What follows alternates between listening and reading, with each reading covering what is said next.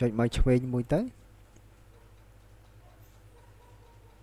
អូខេអញ្ចឹងនៅក្នុងនេះបាទវាស្តៀងជាមួយនឹង YouTube ដែរទេបាទបាទអញ្ចឹងបងប្អូនក្លេចមើលពាក្យខាងក្រោមនេះបាទបាទអញ្ចឹងបងប្អូនក្លេចមើលពាក្យខាងក្រោមនេះបាទវាមាន trust វាមាន artist វាមានអានេះខ្ញុំជាស្រ័យខ្ញុំបានដាច់គាត់ថានេះចង់សំដៅទៅលើប្រភេទនៃចម្រៀងបាទចម្រៀងយើងហ្នឹងទៅនេះ tempo បងប្អូនយល់គឺplay ហ្នឹងវាយឺតលឿនឬក៏ជាមធ្យមហ្នឹងទៅបាទអានេះប្រវែងបាទប្រវែងបាទសួស្តីពុកម៉ែបងប្អូនទាំងអស់គ្នាបាទអញ្ចឹងនៅក្នុងវីដេអូខ្ញុំមួយនេះគឺខ្ញុំនឹងបង្ហាញអំពីការ download sound collection នៅក្នុង Facebook បាទធម្មតានៅពេលដែលយើងកន្លងមកយើងធ្លាប់ដឹងយើង download ចេញពី YouTube វាឲ្យឈ្មោះថា YouTube Library បាទ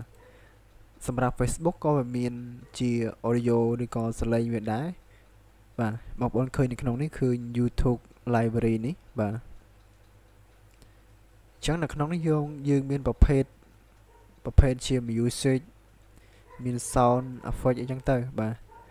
យើងមានច្រើនបាទបងប្អូនធ្លាប់ដឹងកន្លងមកហើយយើងយក YouTube Library ហ្នឹងប្រើ free អញ្ចឹងទៅហើយកន្លែង license Thai នេះបើសិនជាកន្លែងនេះរូបអក្សរ C គឺវាជាប់ copyright អញ្ចឹងទៅតើយើងបើសិនយើងចង់ប្រើតើយើងដាក់ចំណងជើងឬក៏យើងដាក់artist ហ្នឹងគឺអ្នកដែលគាត់នេះដូច artist ហ្នឹងគឺអ្នកដែលគាត់បង្កើតឬក៏ផលិតសលេងឬក៏ចម្រៀងនឹងឡើងអញ្ចឹងទៅបាទអញ្ចឹងកុំឲ្យខាត់ពេលយូរយើងចូលទៅកាន់ Facebook យើងទៅរក sound collection ទាំងអស់គ្នាបាទអញ្ចឹងយើងបើកចូលក្នុង Facebook page យើងមកបាទ Facebook page យើងមកបងចូលក្នុង Facebook page ទៅហើយនេះជា Facebook page របស់ខ្ញុំបាទដូចជាមួយនឹង YouTube ខ្ញុំដែរទេបាទអញ្ចឹងដល់បើសិនយើងចង់បើកទៅលើ sound collection យើងចង់ download វាប្រើយើងចូលតលែងពាក្យថា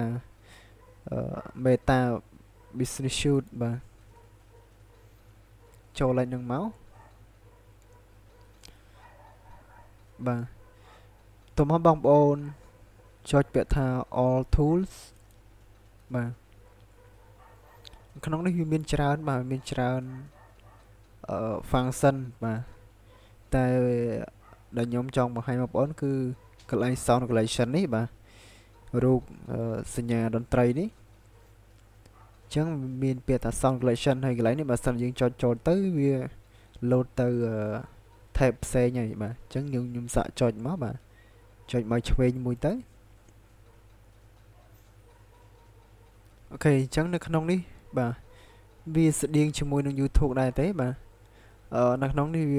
វាថា way to use sound collection បាទ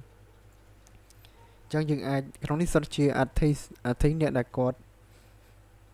បានបង្កើតនៅចម្រៀងឬក៏ play នឹងឡើងបាទ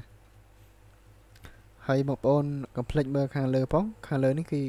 នៅគេ welcome យើងសម្រាប់ការប្រើប្រាស់ sound collection នៅក្នុង Facebook ហ្នឹងបាទយើងអាចប្រើបាននៅក្នុងវីដេអូរបស់យើងដោយ free អញ្ចឹងទៅបាទបាទអញ្ចឹងបងប្អូនក្លេចមើលពាក្យខាងក្រោមនេះបាទវាមាន trust វាមានបាទអញ្ចឹង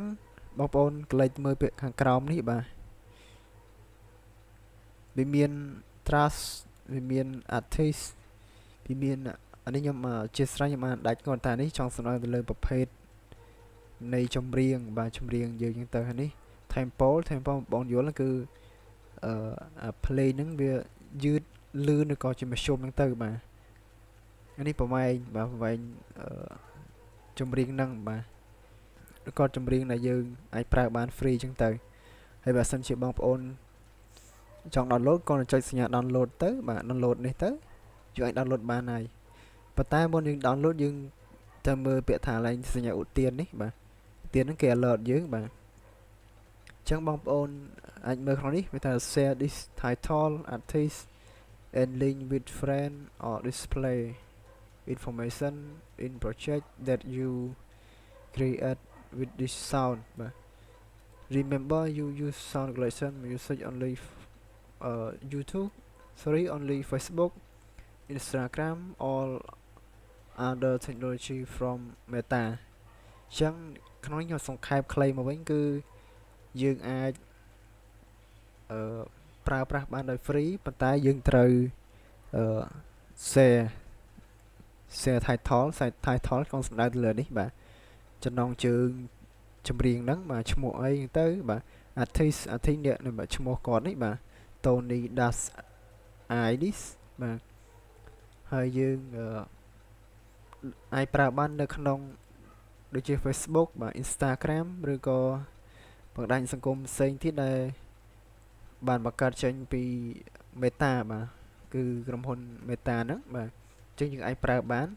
free តែយើងត្រូវ copy អា title ទាំងអស់នេះបាទទាំង title ទាំង artist ទាំង link បាទអញ្ចឹងមាន3បាទ3ធំនេះមាន3ហ្នឹងបាទទី1 title ទី2 artist ទី3 link បាទ3ហ្នឹងទៅយើង copy ទាំងអស់ហ្នឹងទៅបាទយើងគ្រាន់តែ copy បាទ copy distribution បាទ information ហ្នឹងមកទៅមកយើង download ទៅបាទហើយនៅពេលដែលយើងផុសយើងផាសអា link ហ្នឹងចូលក្នុងវីដេអូយើងទៅបាទក្រោមវីដេអូយើងទៅយើងអាចប្រើបាន free ហើយ Facebook គេអត់ចាប់យើងទេបាទអញ្ចឹងសង្ឃឹមថាបងប្អូនយល់នៅកន្លែងហ្នឹងបាទអញ្ចឹងវីដេអូខ្ញុំខ្លីមានតែប៉ុណ្្នេះទេហើយបើសិនជាបងប្អូនអត់តនៅចំណុចណាអាចខាលើវីដេអូខ្ញុំបានឬក៏អាច comment នៅក្នុងវីដេអូខ្ញុំក៏បានដែរបាទអូខេអរគុណជួបគ្នានៅវីដេអូបន្តទៀតបាទ